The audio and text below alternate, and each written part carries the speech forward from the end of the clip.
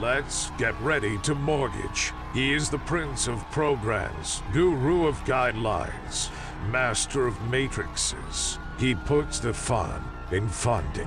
Please welcome Mark, Mr. Mortgage, I tell.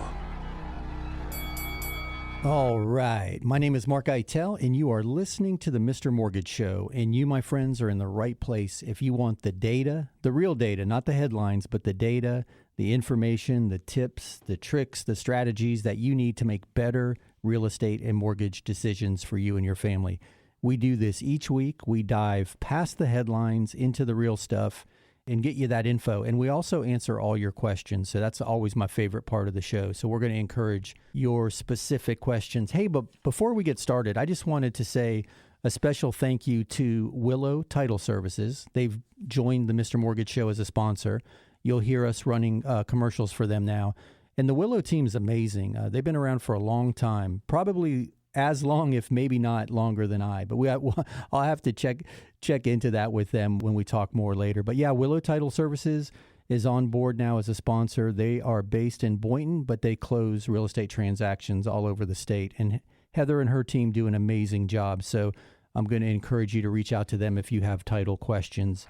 But in the meantime, we are going to dive into the show. If you have questions for us, I encourage you to call or text them to the Anytime hotline. That's 561-291-8569. That's 561-291-8569. That is the Anytime hotline. One more time, 561-291-8569. If you have specific questions about any of the issues that we cover, please just shoot us a text or give us a call. Dom, my producer, is always manning that line, and he'll get your questions on the air. But yeah, I know there are a lot of questions running around out there right now. People are wondering, is this a good time to buy? They're seeing the market stabilize a little bit. In some areas, it's shifting more than others.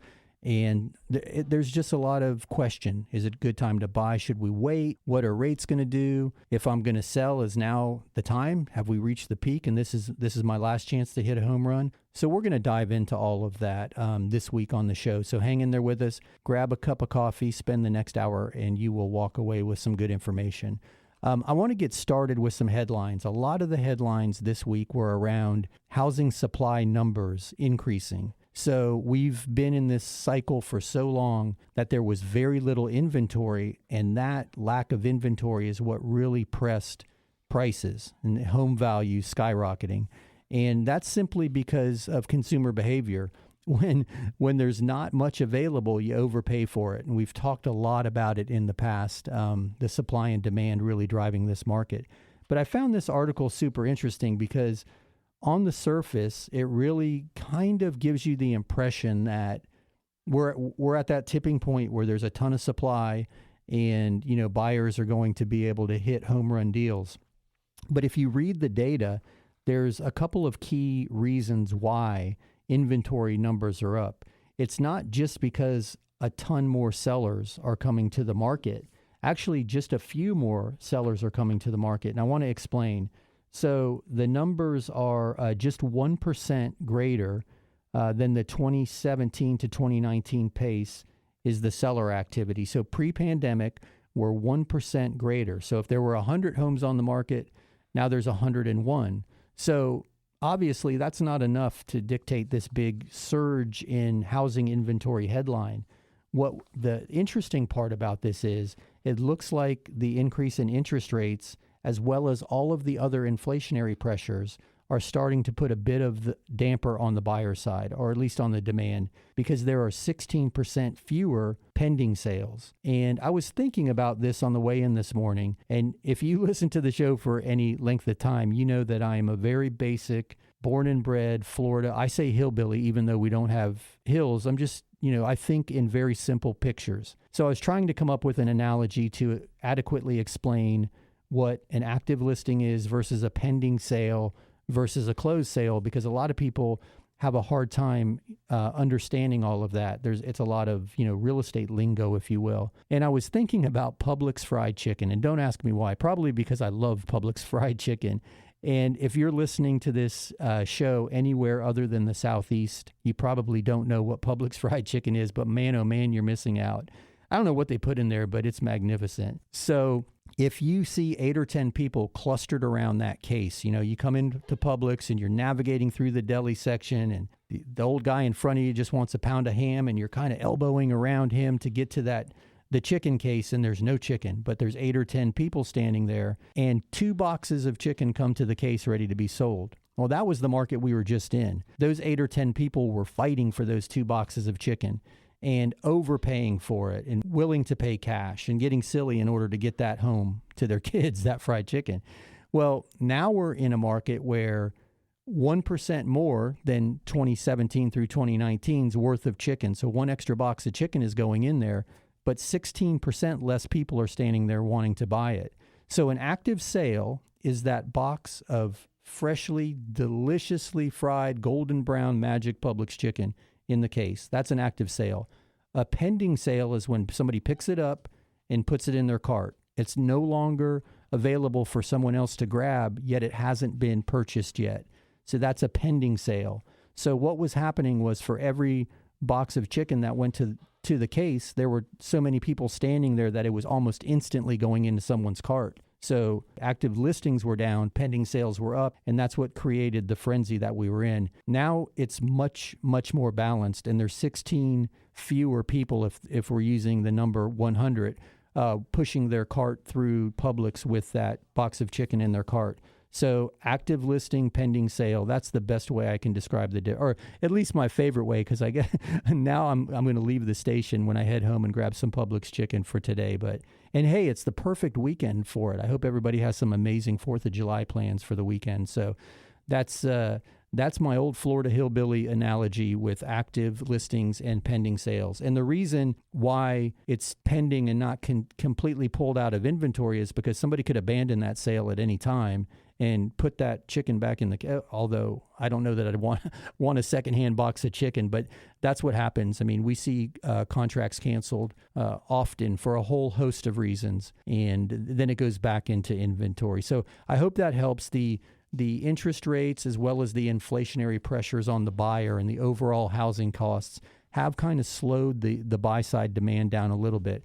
By no means are we in an oversupply. We're not marching off a cliff yet. We don't see any of those indicators, but we are starting to see that balance, which is super encouraging because buyers now have a chance to go out there and make a deal. And we're seeing that. We're seeing seller contributions. We're seeing prices being lowered a little bit. So the market is starting to become normal again, and that's the best thing any of us could have ever hoped for, because we couldn't have continued on the pace that we were on. There was, it just wasn't sustainable. So we're getting into a more balanced market. And lastly, to finish up that market market report, that headline, just to share how very specific housing is to each individual region. In that same article that talks about housing inventory being up nationwide 19%. It's 14% lower in Miami, as Chicago's down 18%, and Virginia Beach down 14%. So if you're in one of those 3 metros, you're still fighting over those 2 boxes of chicken. So super interesting just to see the differences in the localities and then the overall balancing or shifting of the market. And then lastly, I want to share this too. There's been a lot of conversation around new inventory coming to market from the boomers. And I air quoted the boomers, the senior population, because as mortality takes hold and people die and they reach the age where they want to move into assisted living, those homes typically come to market. And there was a study done recently showing that through 2032, there should be about 4 million of those boomer resales come to market each year. And it's by no means enough to offset demand. So we're still, firmly in this market driven by supply and demand. And while we do see supply balancing a bit because demand is cooling, there's just no influx of supply at the moment that anybody can put their finger on that's going to change things significantly. So you hear the music rolling up behind me. That means we're going to roll into a very short break. We're going to be back in 2 minutes to answer your questions, and shoot us those questions. 561-291-8569 is the Anytime hotline. 561-291-8569. We'll be right back. Buying a home can be stressful. Willow Title Services will help you close the deal, offering tailored services for your unique home buying needs. You'll have a single team member guide you from day one to the day you get your keys. They have a combined 50 years of experience, so trust the closing experts and contact them today. Visit 8198 South Jog Road in Boynton Beach or call 561-737-1630. That's 561-737-1630. Willow Title Services is rooted in experience to help you get to closing. Here's another 5-star review. My wife and I own a small business. And the way our accountant files our taxes, we don't show much income on tax returns. Because of this, it looks as if we don't make the money. This was a problem for our bank when we applied for a mortgage. But not for Mark. He verifies our income by using our monthly bank statements. Mark and his Mr. Mortgage team made a big difference for me. Yes, I am happy to recommend Mr. Mortgage Mark. Hey, it's Mark Eitel, host of the Mr. Mortgage Show. You hear me all the time talking about the need to have the very best team representing you in a real estate transaction. And that starts with a really great agent. If you've got a great agent, that's awesome. But if you don't, check out www.reallyGreatAgents.com. There you'll find the best of the best, regardless of the city they work in or the brokerage they work for. www.reallyGreatAgents.com, www.reallyGreatAgents.com. Are inflation and everyday expenses eating into your retirement income? Maybe you've considered a reverse mortgage and have unanswered questions like, do I still own my property? Can the bank kick me out? What happens when I die? Can I still leave my house to my kids? These are all great questions. Visit www.moreaboutreverse.com to learn more. That's www.moreaboutreverse.com. www.moreaboutreverse.com. Welcome back to the Mr. Mortgage Show. Call us now, 561-291-8569. All right, we are back. My name is Mark Eitel, and you are listening to the Mr. Mortgage Show. And again, you are in the right place if you want the information and the data that you need to make better real estate and mortgage decisions for you and your family. So just to finish my thought regarding the boomers bailing us out. Now, we've all leaned on our parents our whole life. They've helped us buy the first car. They put us through college. They've bailed us out on many occasions, but it doesn't look like enough of them are going to sell on an annualized level to bail us out of this this current market that we're in.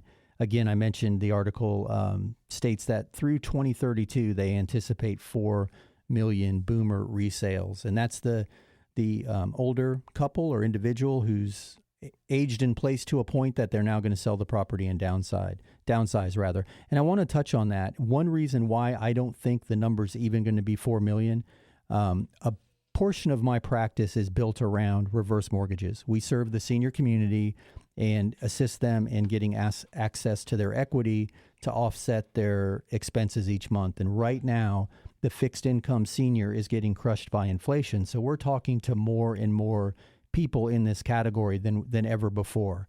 And the reason why I'm saying what I'm saying is I don't think as many as 4 million are going to come to market is the overwhelming majority of people that I speak to in the senior community really have the goal of putting a strategy together to age in place. And their goal is not to go to the senior center or the assisted living until the very last minute. And listen, we're living longer, we're healthier than we've ever been before, and people have a ton of equity in their property, and they're really putting a strategy in place to stay there as long as they can. So I'm not so sure I agree with that headline that there's going to be 4 million resales a year, but we're going to watch it. I mean, it's a part of the real estate cycle. You know, you start at a very young age, hopefully getting involved in real estate ownership, and at some point you exit the ownership and pass it along. And anyway, we're going to watch that because it's an important part of the overall cycle. But hey, we're at my favorite part of the show where we're going to dig into your questions. I'm going to throw it over to Dom to see what questions we have teed up so far. Margie emailed this one. We are selling our house and the appraisal came really low. Can we ask the buyer to get another appraisal? Not sure what we do next. Hey, Margie, that's a tough one. You can ask. It's not an obligation for them to get an appraisal, a second appraisal. And I really am flying a little bit blind here, so I'm going to give some vague answers only because I don't have the contract in front of me.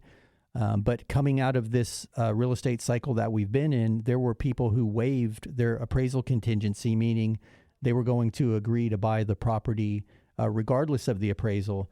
But why it may be significant for your buyer is if they're getting financing, that appraisal is super important. That's a pivotal number because that's what the bank uses, either the appraisal price or the appraisal value or the sales price, whichever's lower. That's what they determine what percentage they'll loan. And what I mean by that is I'm going to use round numbers just because, I mean, heck, I used Publix chicken, so I got to keep things very basic. If you were purchasing or you had written the contract for $100,000 and the buyer was going to put 10% down and get a 90% loan, okay, you can follow that math. They're going to get a 90% approval and a $90,000 loan. But if the home only appraises for $90,000, that number that 90% is based on is now dropped to $90,000. So they'll get an $81,000 loan, meaning instead of $10,000, they're now $19,000 out of pocket. And that's where it typically makes a big difference is the buyer's ability to bridge that gap. You hear that term a lot, bridging the appraisal gap, and that's what it means. If the buyer was able to and willing to, then the transaction can move forward. But again, this is all just very vague answers because I don't know the details of your specific contract. And to answer your question, you can request it, but they're not obligated to do it. And it's unlikely they're going to let you see that appraisal because it's the property of A, the lender, and B, the borrower at closing. So it's an interesting dilemma. I think we're going to see a little bit more of this moving forward as people are still trying to use the strategies of 6 months ago and price at the very tip top of the market. And they may be overpricing their properties. And some buyers may be just, they're overwhelmed. They've gone through this for the last 18 months and they may be willing to write the contract at that elevated price. But I hope that helps. I'm happy to answer more of this in detail off the air if you want to give me a call. And you know what I could do for you if you're open to it? Call or text us the address of your property, and I'll email you back one of those value reports. And if you want to do it all automated, just go to freevaluereport.org, and you just put in the property address and a return email, and I'll run a lender's value report and shoot it back. And maybe it may support your opinion of value, but it also may reinforce the appraiser's point of view. But at least you'll have another resource to lean on for, an approximate value. So I hope that helps. I certainly appreciate the question. I'm sorry you're going through that, but if you have more questions around that or want to dive a little deeper, please give me a call off the air or hit freevaluereport.org and I'll run that report and shoot it back over to you. But in the meantime, let's keep answering questions. Hey, Dom, what else do we have? Ann left this on the hotline. I'm thinking about an adjustable rate mortgage to buy my first home, but my dad says to get a fixed rate. Do you think ARMS is bad? Wow. So first of all, awesome that your dad's being conservative because I'm guessing, and again, I don't have all of the details and I'd love to have more, but the ARMS of the last housing boom cycle we went through in the early 2000s were super dangerous products. They were fixed for a short period of time. They had big adjustment swings.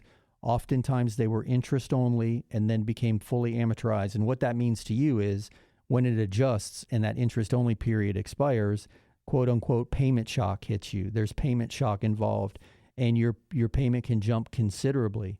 So I'm guessing, only because he's your dad and he loves you and he's being super conservative, I'm guessing that he's remembering those experiences, and maybe he knows somebody or experienced himself, but certainly remembers the headlines of 15, 17 years ago about those loan products.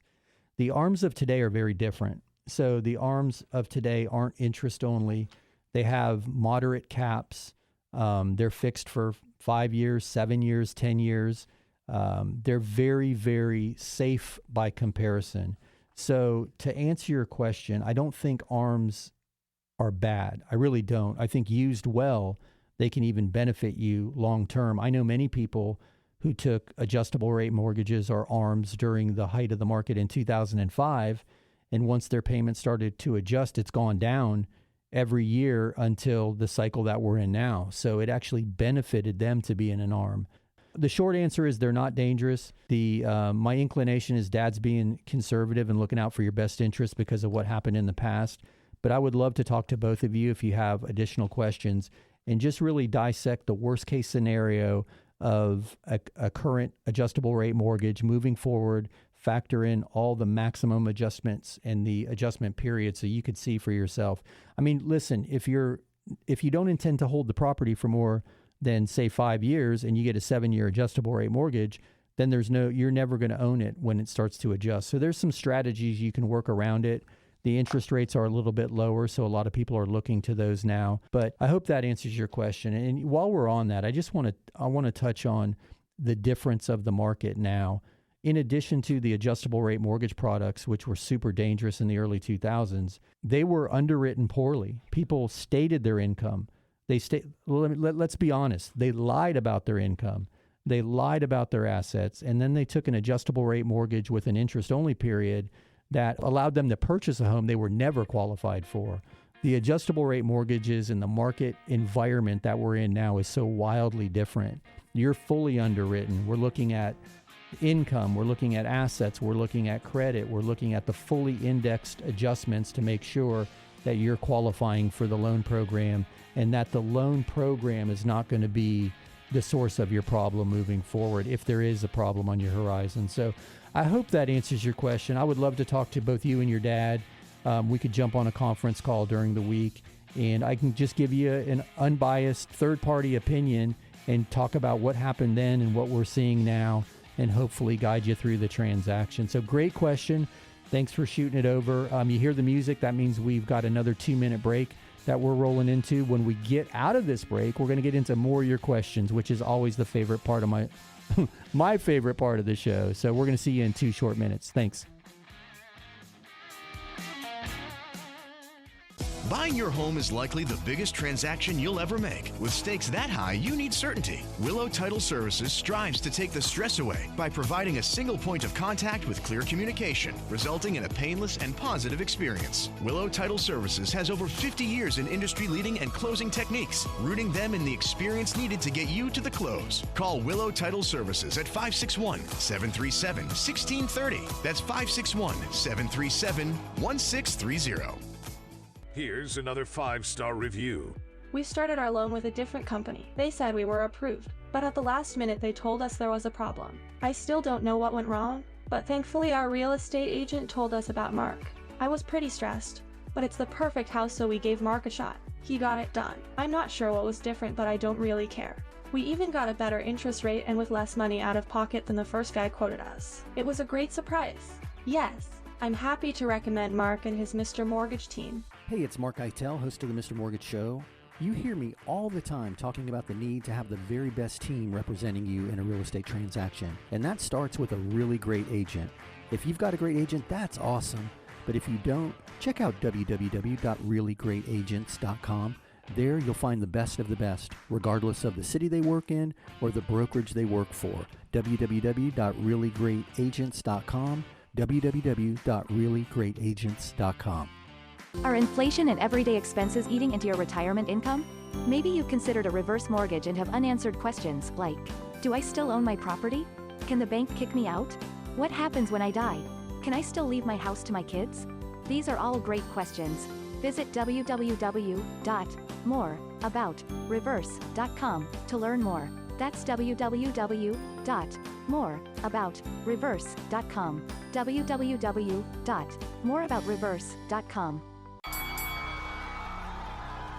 Welcome back to the Mr. Mortgage Show. Call us now, 561-291-8569.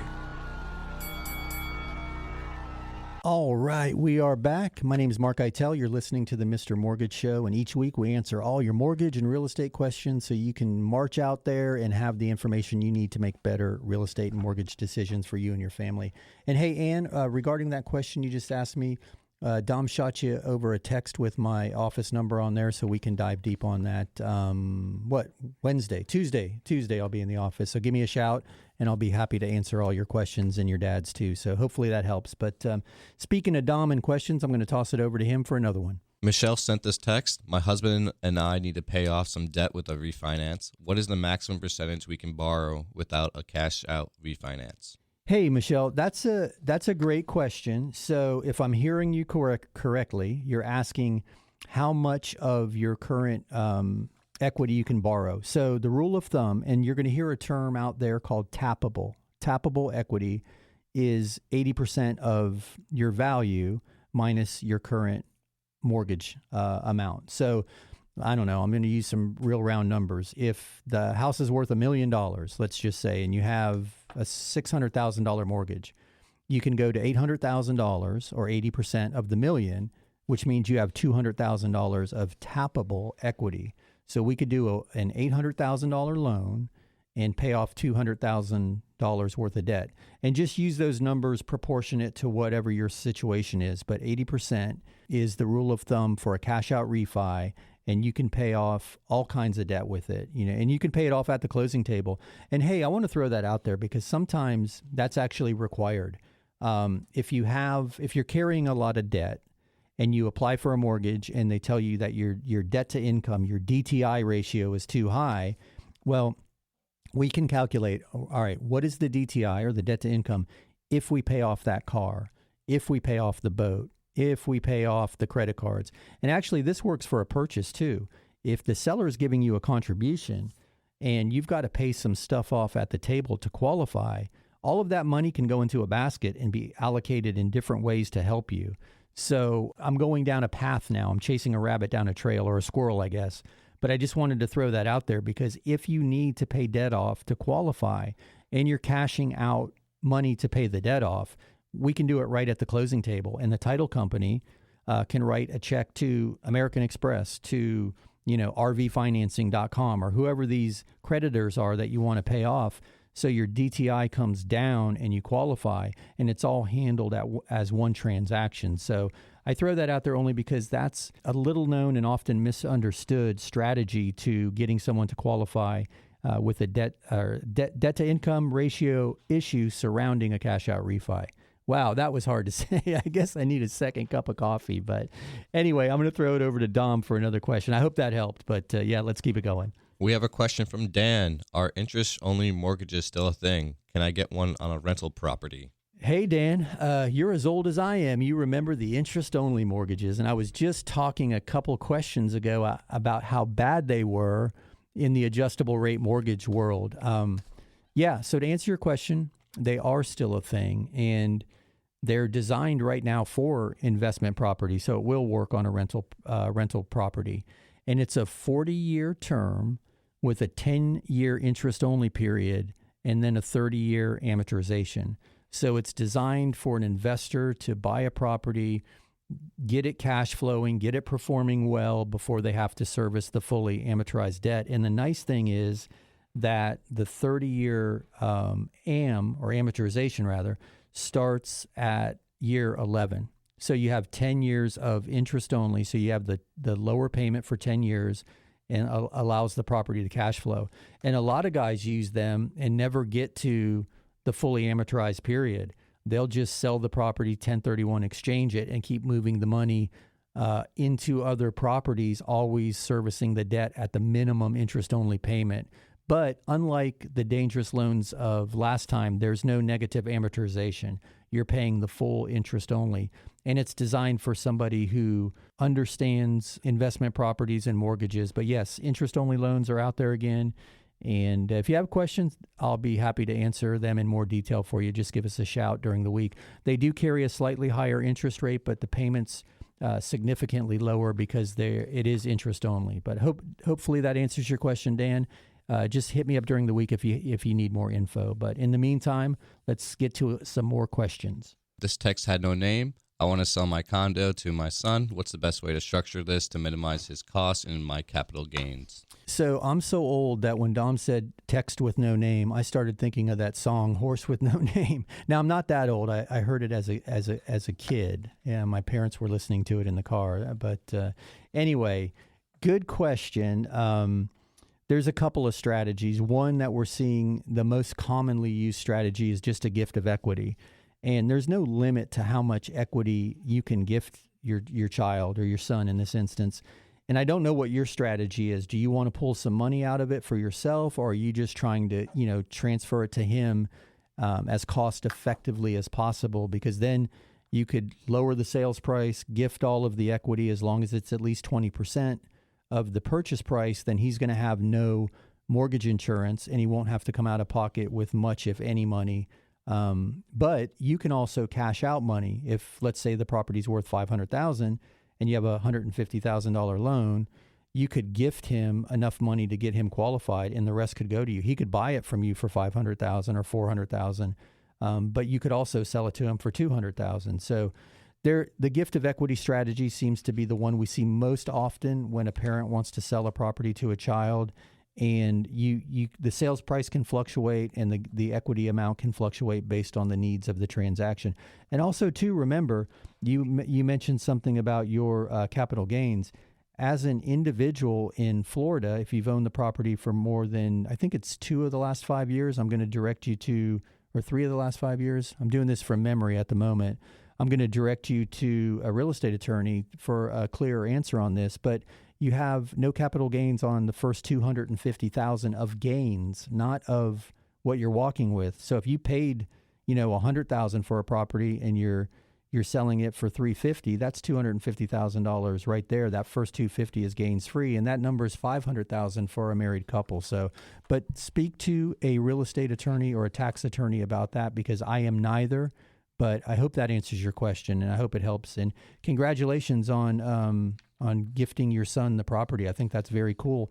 And as we move forward into this, unknown property and real estate valuation market moving forward, I think you're going to see more and more generational housing where the parents gift it to the kids or the grandparents gift it to the grandkids. But anyway, I hope that helps. But let's continue with questions. I'm going to toss it over to Dom for another one.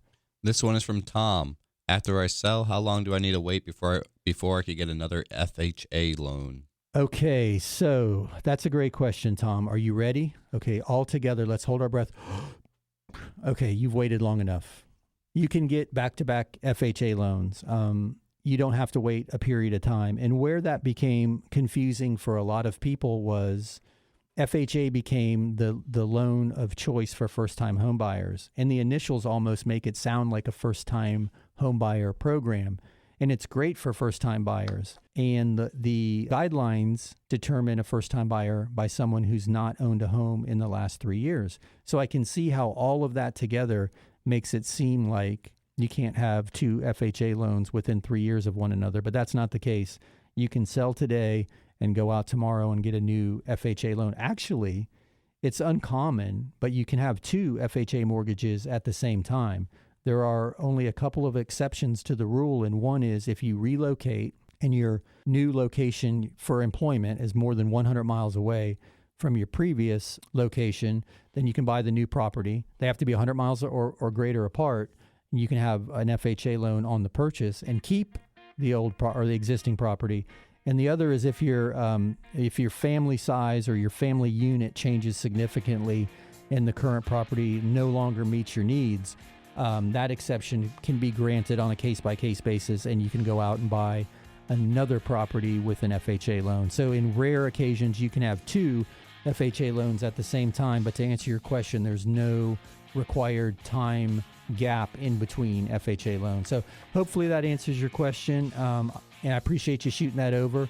We're going to, you hear the music behind me, so we're going to run into a short break. We're going to be back in 2 minutes to take more of your questions. If you have questions, just call or text them over to 561-291-8569, 291-8569, and Dom will get your questions on the air. Thanks. New to South Florida and ready to set down roots with a new home? Willow Title Services makes closing a smooth, painless, and positive experience. With individual service for each buyer's needs, Willow Title Services has a combined 50-plus years of experience with industry-leading closing techniques. Call Willow Title Services today at 561-737-1630. That's 561-737-1630 at 8198 Jog Road in Boynton Beach. Willow Title Services is rooted in experience to help you get to closing. Here's an another 5-star review. As a realtor, I have a bunch of mortgage brokers to choose from, but I prefer to work with Mark and his Mr. Mortgage team. In this crazy market, there is no room for error, especially on the mortgage side. Mark's team moves fast, keeps everybody in the loop, and makes things happen. They always give my clients a great deal and take the time to walk them through every step of the process. When you're considering a lender, I encourage you to talk to Mark Eitel and the Mr. Mortgage team. Hey, it's Mark Eitel, host of the Mr. Mortgage Show. You hear me all the time talking about the need to have the very best team representing you in a real estate transaction. And that starts with a really great agent. If you've got a great agent, that's awesome. But if you don't, check out www.reallyGreatAgents.com. There you'll find the best of the best, regardless of the city they work in or the brokerage they work for. www.reallyGreatAgents.com. www.reallyGreatAgents.com. Are inflation and everyday expenses eating into your retirement income? Maybe you've considered a reverse mortgage and have unanswered questions like, do I still own my property? Can the bank kick me out? What happens when I die? Can I still leave my house to my kids? These are all great questions. Visit www.moreaboutreverse.com to learn more. That's www.moreaboutreverse.com. www.moreaboutreverse.com. Welcome back to the Mr. Mortgage Show. Call us now, 561-291-8569. All right, we are back. My name is Mark Eitel. You're listening to the Mr. Mortgage Show, and we do this every week right here, same time, same station, and we answer all your real estate and mortgage questions so you can go out there and make better decisions for you and your family and start building equity wealth and manage that equity you have. So thank you to everyone so far who has sent us in questions or called them in. And if you do have questions, we still have time to get them on the air. Just call 561-291-8569, 561-291-8569. And while we have a second, I want to plug the podcast page. So we built out a podcast page, and you can find that at themrmortgageshow.com, themrmortgageshow.com. And every day we're dropping a daily dose episode. So it's about 5 or 8 minutes on one particular topic. And then while we're doing the radio show, Dom's recording it, and he posts it up there as a full replay of the show. So you can find all of that at themrmortgageshow.com. And also, too, the Facebook page. Go to Facebook, search The Mr. Mortgage Show, and all of the charts and the data and the research that you hear me reference and use each week on the air, I post there. I post there every day, so you have access to the same data, and you can read it for yourself. And if you have questions, drop questions right in there. Facebook's been a lot of fun. So Facebook, The Mr. Mortgage Show, themrmortgageshow.com is the podcast page, or lastly, I might as well throw this out there since I'm rolling through this plug section, is the website is www.mr.mortgage. There's never a .com. Just type in mr.mortgage, and that is the Mr. Mortgage corporate site. So with all that housekeeping out of the way, we're going to continue with your questions, and I'm going to toss it over to Dom and see what he has. Amanda sent this one in. What is a discount point, and does it make sense to pay it? Hey, Amanda, that's a great question, and I'm going to start in reverse. Does it make sense to pay it? It's all specific on your personal and specific circumstance, I guess, is where I'm going with that. A discount point is 1% of the loan amount. So a discount point on a $200,000 loan is $2,000. And as the name indicates, it's often used to buy the rate down. And sometimes it makes sense if you're going to save enough money each month that you're going to be able to offset that $2,000. So if you're saving $100 a month in 20 months, you're going to make that $2,000 up. So in that instance, if you're going to stay there longer than 20 months, it may make a lot of sense. But where I really, really like discount points is if you can get the seller to pay them. And we're entering into a market where sellers are more willing to negotiate. And you've heard me say this a bunch of times. I've done daily dose episodes on the podcast page about it. We had some questions a couple of weeks ago, and I mapped out a strategy around this. But if you can get the seller to contribute a percentage of the sales price that you can use for your closing costs and things of that nature, you can use them for discount points. And with, 3%, you can buy the interest rate down 75 basis points or 3/4 of a point. You could go from 5.25 to 4.5. You could go from 5.25 to 4.25. So there's strategies around all this that I really like. If you're the one paying it, then you really need to buckle down and do the math and see if your long-term goals include you being there long enough to offset that payment. But there are some really good strategies around discount points, and I'm happy to talk you through them. Just give us a shout during the week, 561-291-8569. We'll push to my office when we're not on the air. So hopefully that helps you. We need the specific data to know if it makes sense. But a discount point is 1% of the loan amount. So let's throw it over to Dom for another question. George sent us a text. I'm retired, own my home free and clear. I'm considering co-signing for my son's mortgage. Is there any risk to my current home by doing this? Hey, George. I'm going to guess that I understand the question because I'm not 100% sure. If you're going to do that, you don't cross-collateralize. So if that's what you're asking, there's no lien on your current home to help your son buy his home. Where there is potential for risk is if he defaulted and there was a judgment. The judgment's going to be placed against both of you because you're both equally responsible for the loan. And then at some point in the future, that judgment may cause some difficulty with you if you ever tried to sell your home. I don't know that they could force you to sell it if it's your primary residence, but the immediate act of co-signing the loan isn't going to cross-collateralize your property with his. But what may come up down the road is any adverse credit event that happens surrounding that house that you're both owners of and both signers on that mortgage, that note, that could adversely affect your personal finances.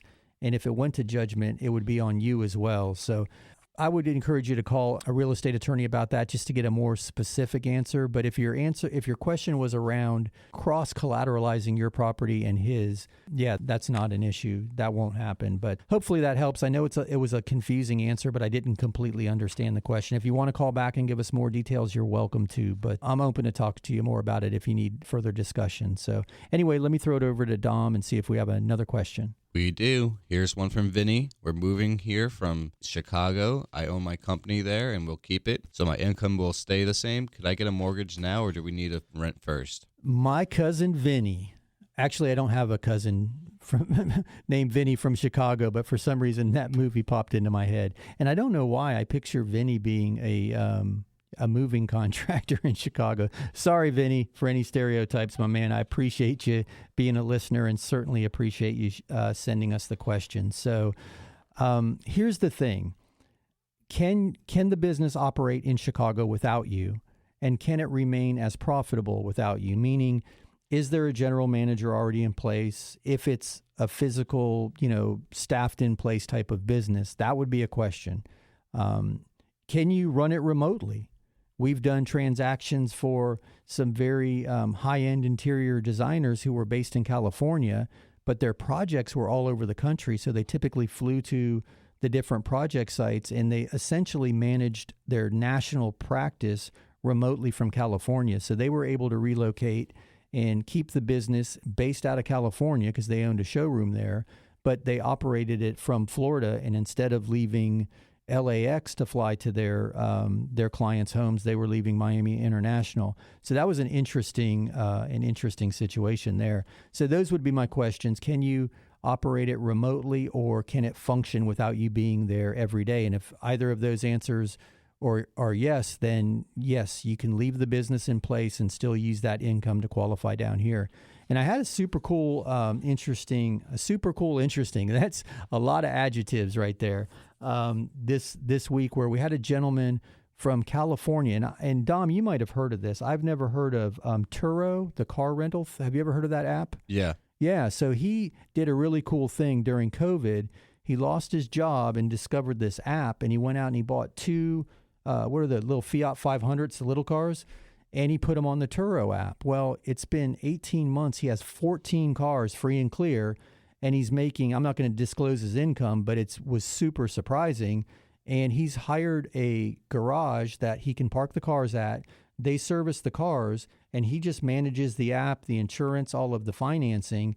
And he's going to do that from Florida, and he's going to build a fleet here in Tampa, but he's keeping it in San Diego also. So interesting world we're living in, and I was really excited to learn about that particular app, and then also commended him on being entrepreneurial enough to figure out how to run his Turo car rental business in California from Florida. So super cool. But hopefully, Vinny, that gives you some insight. If you need help with that, give us a shout during the week.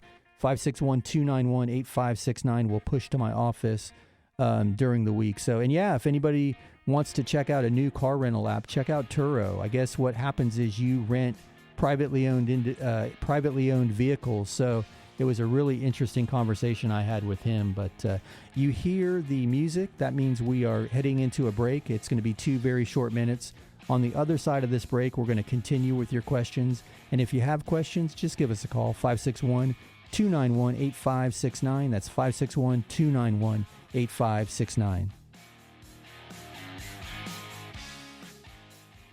Buying a home can be stressful. Willow Title Services will help you close the deal, offering tailored services for your unique home buying needs. You'll have a single team member guide you from day one to the day you get your keys. They have a combined 50 years of experience, so trust the closing experts and contact them today. Visit 8198 South Jog Road in Boynton Beach or call 561-737-1630. That's 561-737-1630. Willow Title Services is rooted in experience to help you get to closing. Here's another 5-star review. We kept our business above water with credit cards during the pandemic. I'm glad we did. Business is better than ever. But I didn't want to be a slave to those credit card payments. I called Mark about the rec loan he advertises. Long story short, we did a rec refinance and paid off everything, even the car. Now we only have the mortgage payment. We're saving a bunch every month. Yes, we are happy to recommend Mark and the Mr. Mortgage team. Hey, it's Mark Eitel, host of the Mr. Mortgage Show. You hear me all the time talking about the need to have the very best team representing you in a real estate transaction. And that starts with a really great agent. If you've got a great agent, that's awesome. But if you don't, check out www.reallyGreatAgents.com. There you'll find the best of the best, regardless of the city they work in or the brokerage they work for. www.reallyGreatAgents.com, www.reallyGreatAgents.com. Are inflation and everyday expenses eating into your retirement income? Maybe you've considered a reverse mortgage and have unanswered questions like, do I still own my property? Can the bank kick me out? What happens when I die? Can I still leave my house to my kids? These are all great questions. Visit www.moreaboutreverse.com to learn more. That's www.moreaboutreverse.com. www.moreaboutreverse.com. Welcome back to the Mr. Mortgage Show. Call us now, 561-291-8569. All right. My name is Mark Eitel. You're listening to the Mr. Mortgage Show, and we are back from that break. And Dom was teaching me how to use the Turo app during that break. One thing I learned, you can rent a Tesla on the Turo app. So it's pretty cool technology that we have, and it's amazing if somebody capitalizes on it, how they can make a significant income in a space that none of us ever thought of. So that was super cool. But anyway, let's throw it over and see if we have another question teed up, see if we can't squeeze another one in. We do. Carrie wants to know, how does a bridge loan work? We really want to buy a new place before we put our house on the market. Our realtor mentioned a bridge loan. Hey, that's a great question. So a bridge loan basically is a temporary loan against the equity in your property, and that's used for the down payment. And then we do a traditional mortgage behind that bridge loan on the purchase. They're a great resource. They're a great tool. The only challenge with the bridge loan is you need to qualify for all that debt at the same time, because God forbid you can't sell the property. Now you're carrying 2 mortgages and the bridge loan. So the upside to them is there are usually very low fees associated with it because the lender knows it's temporary. And typically the same lender who's doing the purchase mortgage wants to do the bridge loan so they can kind of control all the risk of the transaction. So I hope that answers your question. Another strategy we see people use is home equity line of credit to do the same thing. However, a home equity line of credit, while it may not have many fees on the front end, often carry an early termination fee, and then you still have to qualify for all that debt also. If you want to hear about a cool program that we've recently looked into introducing to the consumer, it's a buy with cash program where you can go buy the new house with cash, somebody else's cash, and then sell yours, and then they sell it to you. The person who paid cash sells it to you. So it's kind of a trend we're seeing in the market. It's a little bit different than the bridge loan because they're less concerned about you carrying all the debt, but you do have to buy that house within 6 months from the investor. So anyway, I can talk to you more about that. We might do a segment on the show regarding that. It's called Buy Like Cash, and we're seeing more and more of that. So, hey, I want to thank you for the question, and I want to thank everybody. We've had some really good questions today, and it just reinforces the reason why we do this show, because in the height of all of this hype and bad news around real estate and all these scare tactics, I can tell from today's questions that people still see the value, and they're trying to figure out how to make it happen for themselves and their family. And I mean, we talk about it all the time. You know, the easiest path to create wealth is through equity. And at some point you've got to jump in. And people in the 80s bought with 18% interest and, raging inflation. They were buying properties and they profited from it over time. So I hope you found today's show useful so far, and I appreciate all your questions. Hey, while we have a second, I want to just ask everybody a favor. If you find the show interesting, please share it with somebody. If you've got friends or family or coworkers, if you got your kids or your grandkids that are asking you for real estate strategies and advice, share the show with them. Encourage them to listen. We're always trying to build the listener base, and I love everybody's questions. I mean, whether it's about reverse mortgages or first-time buyers, I love all the cycles of real estate ownership, so I'd be happy to help. So my ask is, if you know somebody, friends or family or somebody at the job who has questions, is it a good time to buy? Should I sell? I'm thinking about refinancing. Who should I call? Introduce them to us, to the show. I'd be happy to answer their questions. I'll be happy to talk to them. We've got all the resources online now. They can listen to all the past episodes of the podcast as well as the show at themrmortgageshow.com. That's the podcast page, themrmortgageshow.com. Check out the Facebook page. Every day we're posting a ton of information on there. And it's not TikTok dances. This is data. And we're diving past the headlines and supporting all of our opinions with real data. And that's at Facebook. Just go to Facebook and search The Mr. Mortgage Show, and it'll pop up. So you hear the music. That means we're winding down another week's show. I greatly appreciate everybody's participation. Always enjoy the questions. If you need me during the week, give me a shout. You can find my info at www.mr.mortgage. That's mr.mortgage, never a .com. And as I mentioned, Mr. Mortgage, the Mr. Mortgage Show is on Facebook at The Mr. Mortgage Show, and themrmortgageshow.com is the podcast page. Heck, just go to Google and search The Mr. Mortgage Show. You'll find us. Hey, everybody, have an amazing week. Have a wonderful 4th of July weekend with your family, and Dom and I will be right back here, same station, same time next week.